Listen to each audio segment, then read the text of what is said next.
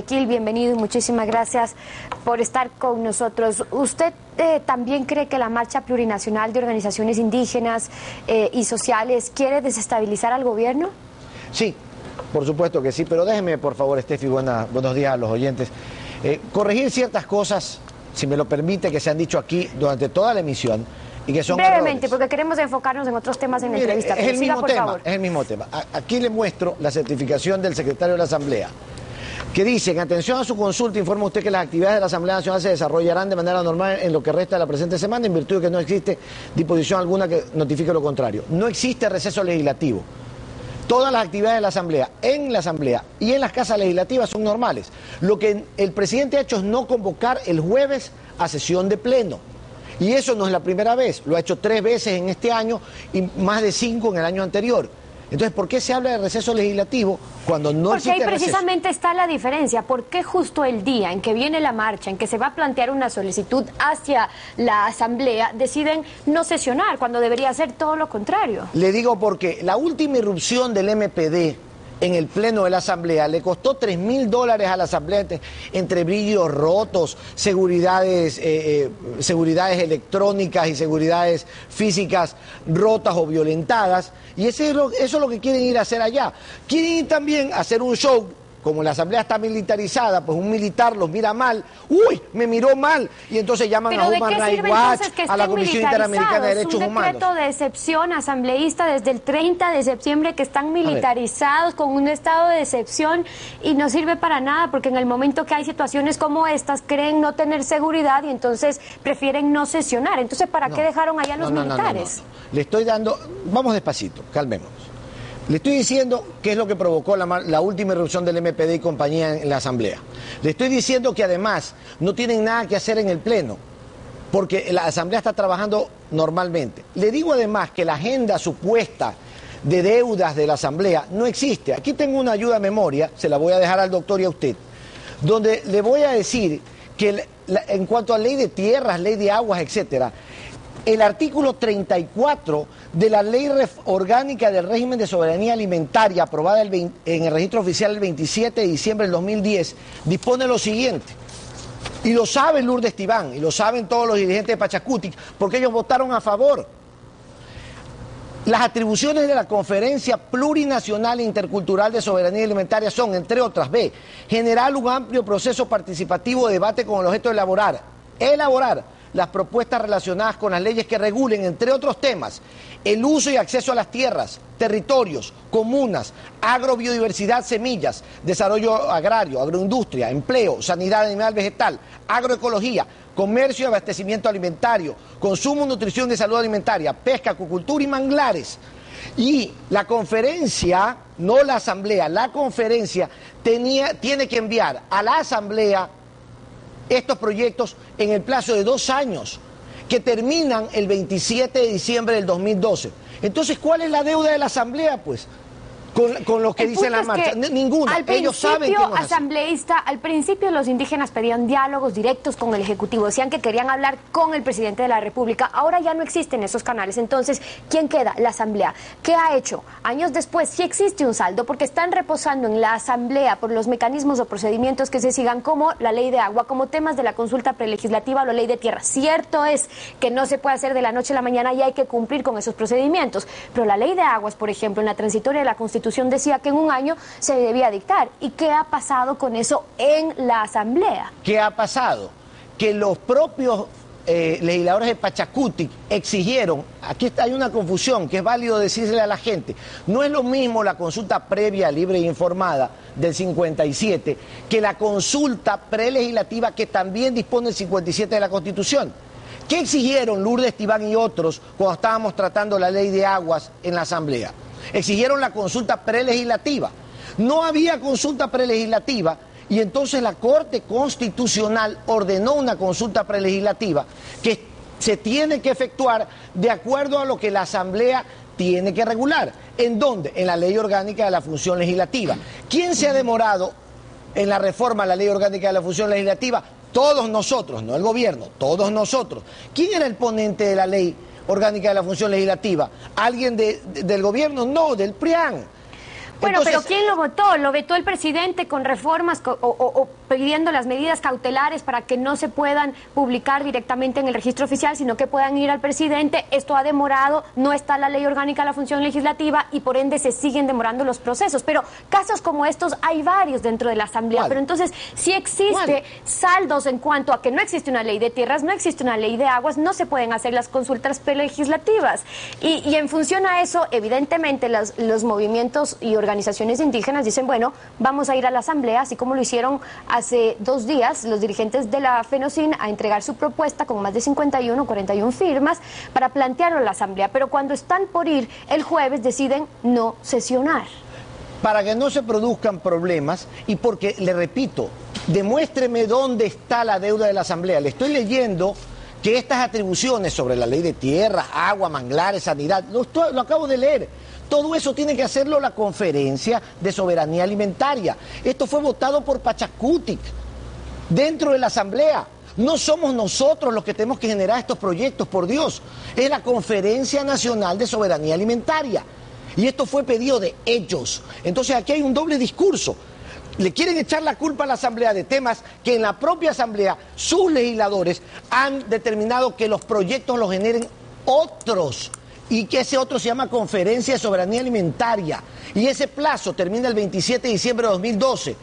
Entonces, no nos reclamen a nosotros deudas que no tenemos. Si hay, ciertamente, en el tema de la ley de aguas, un problema, pero no generado por la Asamblea, sino por la Corte Constitucional, que determinó que había que hacer esta consulta de acuerdo a unas reglas que, por ser la primera vez, tenemos que normar, además, en la Ley Orgánica de la Función Legislativa. Entonces, lo que sorprende en este caso, asambleísta, es que ya ha pasado que en momentos críticos en el país, como fue, por ejemplo, el 30 de septiembre, la Asamblea decidió no reunirse por disposición de la señora Irina Cabezas, que salió y que se fue a estar donde estaba el presidente, cuando era un tema puntual de la Asamblea, lo que estaba causando un malestar policial en cuanto a las remuneraciones, etcétera, que esa historia del país ya lo sabe. Pero el punto es que cuando la Asamblea quizás pudo haber hecho algo para evitar incluso lo que ocurrió, lo que decidieron fue cerrar sus puertas otra vez porque no tenían las seguridades del caso. Estefi, no hay cierre de puertas. Los empleados van a trabajar normalmente, toda la Asamblea pero está bien. No sesionan.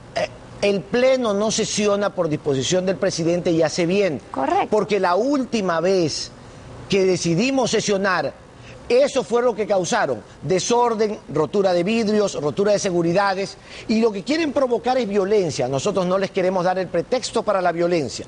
Y lo que hizo Irina Cabezas, yo lo comparto porque estaba allí. Nosotros dijimos, mientras el presidente esté secuestrado y la seguridad del presidente no está garantizada, nosotros no nos vamos a prestar para lo que ellos pedían, una amnistía para todos los sublevados de ese momento, cuando la amnistía se da sobre hechos consumados, no sobre hechos en curso, y ellos lo sabían. Pero ahí lo que hay que ver, asambleísta, es, volviendo a lo que motivaba esta entrevista, sí.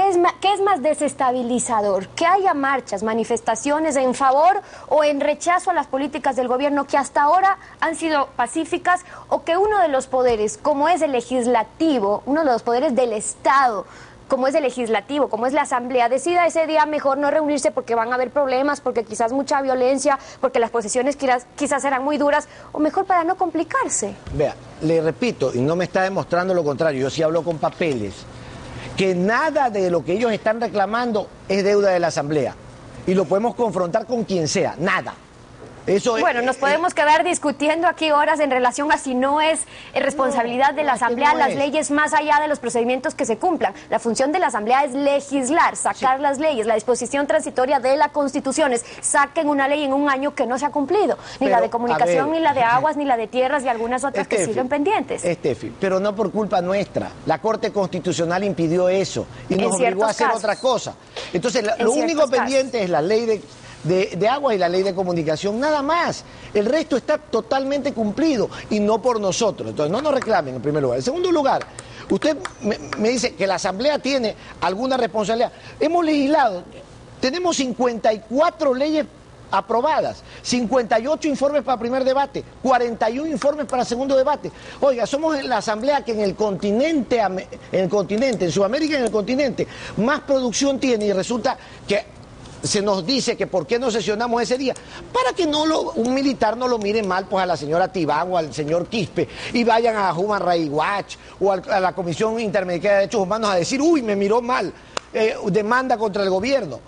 Vea, nosotros no nos prestamos para el show, aquí hay doble discurso en todo lo que dicen. Aquí les voy a mostrar, porque ayer estuvo aquí Alberto Acosta, como siempre. Pero sobre eso, permítame dejar escuchar lo que dijo precisamente ayer aquí Alberto Acosta sobre eso. Escuchemos. Vamos a eso.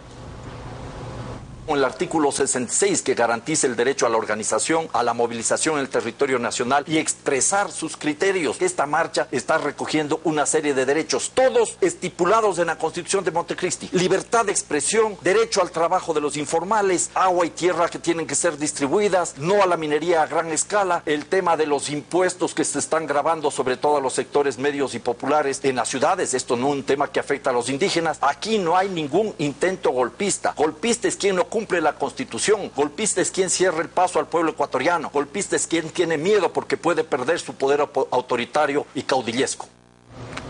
Asambleísta, ¿qué dice usted sobre eso? Aquí le voy a mostrar, estos son documentos auténticos. Él lo que tiene que explicarle al país, por ejemplo, es esto. Aquí está el acuerdo para la instrumentación de la cooperación en el sector energético entre el Ministerio del Poder Popular para la Energía y Petróleo de la República Bolivariana de Venezuela y el Ministerio de Energía y Minas de la República del Ecuador.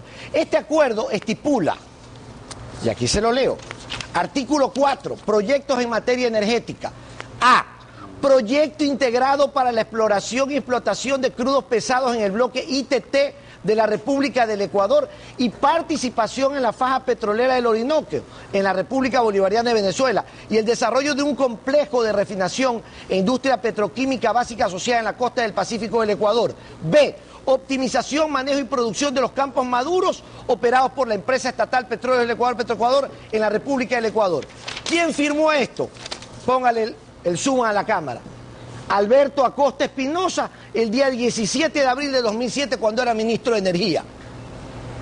Cuando en efecto se estaban haciendo estos proyectos de exploración y explotación. Yo no le estoy discutiendo, estoy diciendo que en efecto eso se ha firmado, asambleísta. Lo que estoy diciendo, ese es un tema. El tema de la minería es uno de los temas que está llamando y manifestando ahora las organizaciones sociales e indígenas. Pero ¿no le llama a usted la atención que sean los grupos de izquierda, los indígenas que apoyaron en un momento a Correa, los exfundadores de Alianza País, los exmiembros de su movimiento, los que ahora están reclamando lo que antes también reclamaban, pero a otros gobiernos, como temas como la criminalización de la protesta social? Para nada me llama la atención porque ellos están en campaña, ellos quieren ser candidatos. Pero este acuerdo no es de proyectos, este acuerdo es de instrumentación. Él firmó la explotación del ITT, él firmó eso. La explotación de los campos maduros, de los tanto se rasgan las vestiduras por eso, él la firmó. Él firmó 363 concesiones mineras cuando fue ministro. Eso es lo que debe preguntarse el país. Y ahora está en la marcha con los indígenas. Que vayan los indígenas y le pregunten a él por qué cuando fue ministro, antes de ser presidente de la Asamblea Constituyente, él dejó firmando esto, si no estaba de acuerdo con todo eso. Y en efecto, ese es uno de los temas. ¿Y qué pasa con todos los otros que yo le digo que siguen siendo manifestaciones por parte de los indígenas y de estas organizaciones sociales, como son, por ejemplo, temas de criminalización de la protesta social? La misma protesta y rechazo que se había hecho ya con otros gobiernos y de los mismos grupos que antes apoyaron a este gobierno, pero ya no. Vea, ahí están gente que quiere ser candidato en las próximas elecciones. Excompañeros que se salieron porque tenían otra agenda. La agenda que yo le estoy demostrando que no fueron coherentes para defenderla. En segundo lugar. Tercero, hay los resentiditos porque no les dieron el caramelo, pues, o lo que querían. Ya se salieron de Alianza País. Está bien porque se salga. Si nadie está criminalizando esa protesta, nadie dice que no pueden protestar, que no tienen agenda, que la agenda es inventada, manipulada, ¿para qué? Para desestabilizar al gobierno y para hacer el calentamiento de la campaña electoral en función de proclamar candidatos para las próximas elecciones. Esa es la verdad. Y esa es la postura de Rolando Panchana, asambleísta por Alianza.